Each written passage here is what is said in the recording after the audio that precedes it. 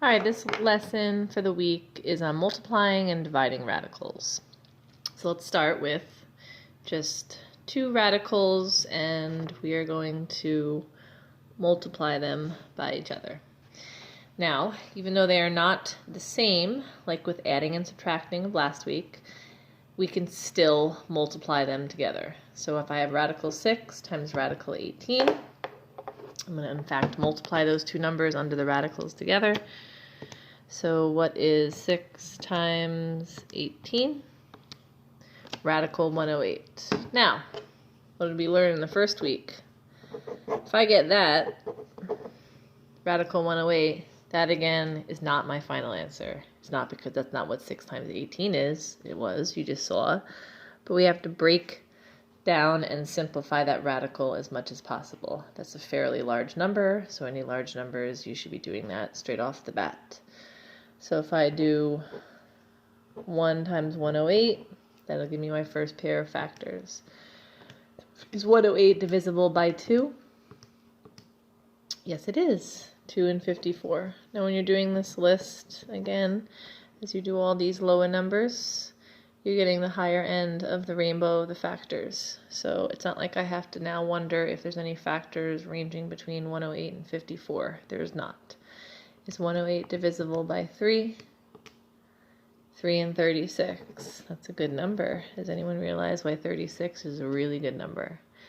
It has a perfect square. I'm just going to keep on going and see all the list. 108 is divisible by 4. 4 and 27. I'll just kind of write that over here off to the side. And again, these numbers are growing closer to each other. So if I test out if 108 is divisible by 5, it is not. What about 108 divided by 6? 6 and 18. Again, the two pairs of factors are running closer and closer to each other. 108 divided by 7? Nope. 108 divided by 8? Nope. 108 divided by 9? Nope. Oh, yes, sorry. 9 and 12. And again, look how close those numbers are. The only numbers I need to test out are if 108 is divisible by 10. No, it's not. And 108 is divisible by 11. No, it's not. Okay, so here's my list right here. Again, perfect squares. That's why at the beginning of this unit, when we started distance learning, I said make sure you know those perfect squares. 1 is a perfect square, 36 is a perfect square, 4 is a perfect square. Now which one am I going to choose though out of those three? I'm going to choose this combination right here. 3 and 36, because 36 out of those three numbers that I just circled, that is the largest perfect square. So I'll rewrite it over here, giving a little space. I'm going to take the number 108 and write it as 3 times 36, because that's what that is, 108. Now, as I split it apart, here's why I'm doing that. This number, I am capable of pulling out. I circled it before. It has a perfect square. Does anyone know what the perfect square of 36 is? Yes, it's 6. There's no reason for it to be underneath the radical. I can pull it out. It's on the outside. This number on the inside will never quite come out. So again, it's destined to be in there for a very, very long time. So again, this would be my final answer. 6 radical 3. Okay, now let's do another one where again we start involving variables. So again, two radicals, completely different numbers, completely different variables with exponents, but there's no restrictions on that. I can multiply anything times anything when I'm doing radicals. So what's 5 times 12? I'll do it over here actually. 5 times 12 is 60. And then when I do the x's, remember the exponent rule, x to the 4th times x squared. We do not actually multiply them to each other, even though that's what it's saying to do. It is a multiplication question. The exponent rule states that we add these up. How many x's does this one have? 4. How many x's does this one have? 2. Add them together, get x to the 6. Again, what you kind of notice is a little pattern is when I do multiply those numbers by each other, I got this. Again, that's not my final answer because that could be broken down and simplified. 60. It can be broken down many different ways, starting with 1 and 60, 2 and 30, 3 and 20, And I'll do more over here. Is it divisible by 4? 4 and 15. Is it divisible by 5? 5 and 12. And again, notice how again as I go 1, 2, 3, 4, 5, these numbers keep on getting smaller. The closer these two numbers are getting to each other. Is it divisible by 6? Yes, it is. 6 and 10. So right now the only numbers I need to test out are 7, 8, or 9, which none of them are in fact divisible by into 60. So again, which numbers am I looking for? Numbers with perfect squares.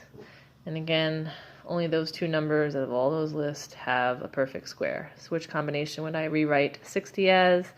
I'm going to choose this pair, 4 times 15, as opposed to this one, because this one has the larger perfect square.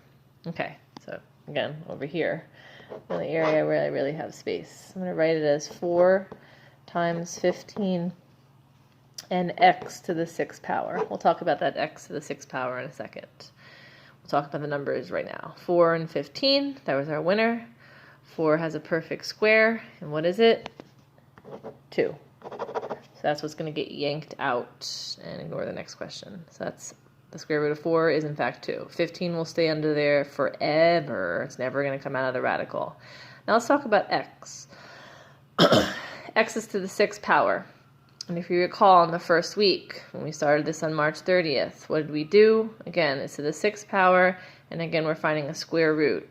So what number can I stick here? 2. That's the opposite of a square root. Again, if it was a cube root or a 4th root, a 3 or a 4 would already be there. Now, what was that rule again? This is about a week, or almost 2 weeks ago now.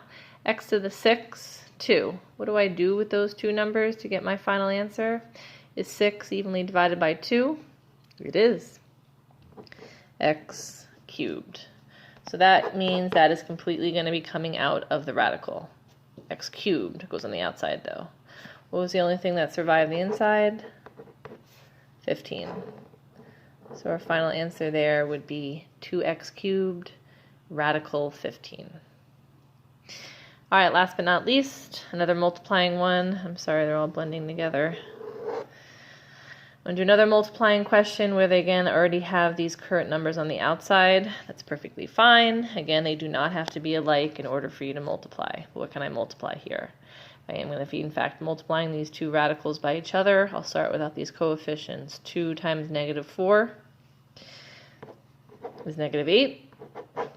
And then I'll move on to the radicals. 10 times 15 underneath the radical will be 150. Okay, so that's what you get from multiplying it. The last two previous examples on this said video, that is not going to be our final answer. Can I break down 150 even further? 1 and 150. Is 150 divisible by 2? 2 and 75. Again, as I do these lower numbers, like 1, 2, and the next one I'm going to do is 3. Again, I'm just looking for numbers that have perfect squares. 3 is divisible into 150 by 50, and they're getting gradually closer. It's 150 divided by 4. No, it's not. It's 150 divided by 5. Yes, it is. 5 and 30. It's 150 divided by 6. 6 and 25. That's a nice number. I'm going to circle it now, get it out of the way. Does anyone realize why it's a perfect number? It has a perfect square. So does 1.